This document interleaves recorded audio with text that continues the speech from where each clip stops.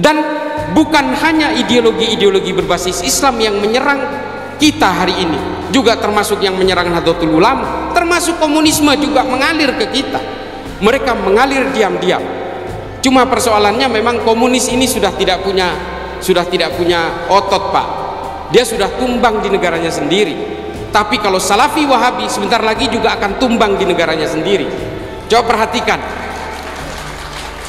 Hari ini Saudi sudah menyadari kesalahannya bertahun-tahun.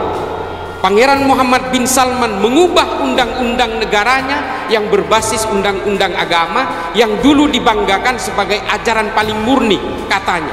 Hari ini semuanya dirubah.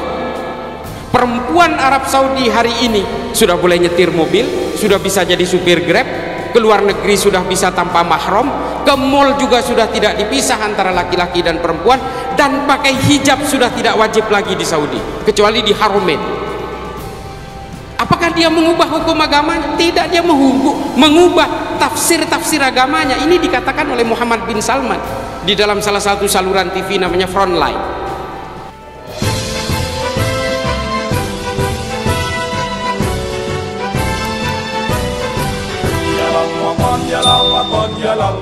Pancasila tidak akan ada apa-apanya tanpa Nahdlatul Ulama. Ini harus diakui.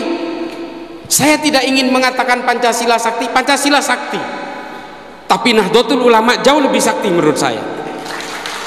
Ini mohon maaf, saya tidak ingin mendegradasi Pancasila, tapi yang namanya filosofi Gronslah, Pancasila ini adalah filosofi Gronslah di awang-awang. Dia adalah aturan-aturan tanpa dogma. Tapi kalau agama, oning dogma, tahu dogma, percaya nggak percaya harus percaya. Nah, ini hanya dimiliki oleh basis-basis ilmu keagamaan yang kemudian mengalir di dalam NU, dan NU ini punya sanad-sanad keilmuan dari tabi'in sampai ke sahabat dan Rasulullah. Nah, inilah kemudian yang harus kita jaga, sanad keilmuan ini, sementara gerakan-gerakan ideologi transnasional yang datang dari Arab, yang datang dari mana-mana ini harus kita tolak. Dan bukan hanya ideologi-ideologi berbasis Islam yang menyerang kita hari ini, juga termasuk yang menyerang Nahdlatul Ulama, termasuk komunisme juga mengalir ke kita. Mereka mengalir diam-diam. Cuma persoalannya memang komunis ini sudah tidak punya otot, Pak. Dia sudah tumbang di negaranya sendiri. Tapi kalau Salafi Wahabi sebentar lagi juga akan tumbang di negaranya sendiri. Coba perhatikan. Hari ini Saudi sudah menyadari kesalahannya bertahun-tahun.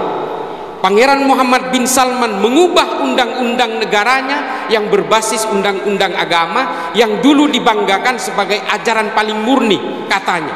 Hari ini semuanya dirubah. Perempuan Arab Saudi hari ini sudah boleh nyetir mobil, sudah bisa jadi supir Grab, ke luar negeri sudah bisa tanpa mahram, ke mall juga sudah tidak dipisah antara laki-laki dan perempuan, dan pakai hijab sudah tidak wajib lagi di Saudi kecuali di Haramain.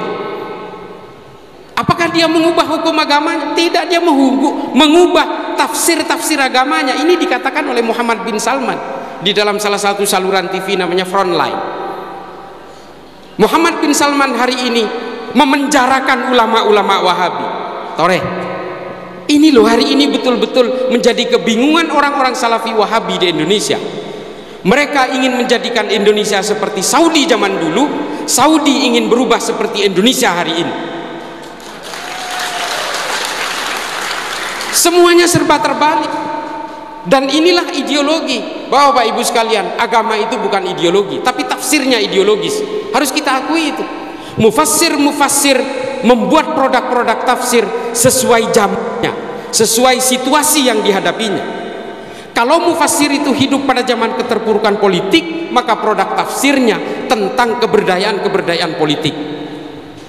Contohnya Ibnu Taimiyah membuat ajaran al-wala wal bara karena Ibnu Taimiyah hidup pada zaman keterpurukan politik Islam. Setelah Bani Abbasiyah diserbu bangsa Mongol lalu runtuh pada tahun 1258, disitulah Ibnu Taimiyah hidup. Dan kemudian masa perang salib, ketika orang-orang Eropa berusaha menguasai Yerusalem dan melakukan peperangan dalam perjalanannya menuju Yerusalem di tanah Arab. pada masa itulah keterpurukan politik Islam terjadi, sehingga produk-produk tafsir Ibnu Taimiyah memang tentang keberdayaan politik. Menabih ahli-ahli tafsir panika odi neng zaman perang, produk tafsir pasti tentang perang. Kalau mufassir itu hidup pada zaman kemakmuran, produk tafsirnya pasti tentang kemakmuran. Ini contoh nih, menabi, kok saya bahasa Indonesia terus nih? Bahasa Madura terus. Contoh, kalau kita melihat perbedaan antar mazhab misalnya, ada yang menganggap bahwa air liur anjing itu bukan najis mughalladhah misalnya. Ada yang menganggap hanya najis biasa. Karena yang menganggap air liur anjing itu adalah najis mughalladhah hidup pada zaman pandemi rabies. Dan orang yang meringankan, mazhab ulama-ulama yang meringankan air liur anjing itu adalah ketika masa pandemi itu sudah selesai. Lalu kemudian produk-produk tafsirnya terpengaruh oleh situasi, oleh ahli tafsir itu. Nah, Arab Saudi hari ini menyadari kesalahan itu. Lalu kemudian dia ubah semua. Muhammad bin Salman, Pangeran Muhammad bin Salman dalam wawancaranya dengan New York Times, dia mengatakan bahwa kalau Saudi hidup dengan ajaran-ajaran Muhammad bin Abdul Wahab, maka Saudi akan menjadi negara paling terbelakang di dunia. Dan kemudian dia menyadari, lalu dia ubah semua tafsir-tafsirnya. Nih kan ini mangken nih. Dan dia dalam waktu dekat akan menghalalkan bank. Tore nih. Dek gimana mangken Salafi Wahabi sebedikin toh. Yang ada di Indonesia hari ini, kelompok Salafi Wahabi selalu mengatakan ajarannya yang paling orisinil, paling otentik dengan ajaran Nabi. Nabi tidak pernah mengkafir-kafirkan saudara seimannya, tapi dia dengan gampangnya mengkafirkan saudara seiman. Lalu dia mengaku bahwa itu adalah ajaran yang paling orisinil. Logikanya di mana?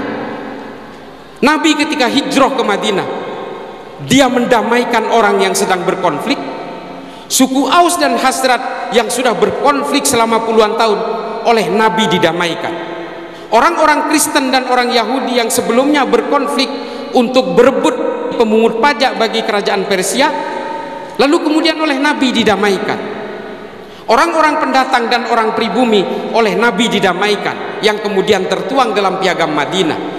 Nabi dikenal sebagai tokoh paling moderat pada zamannya.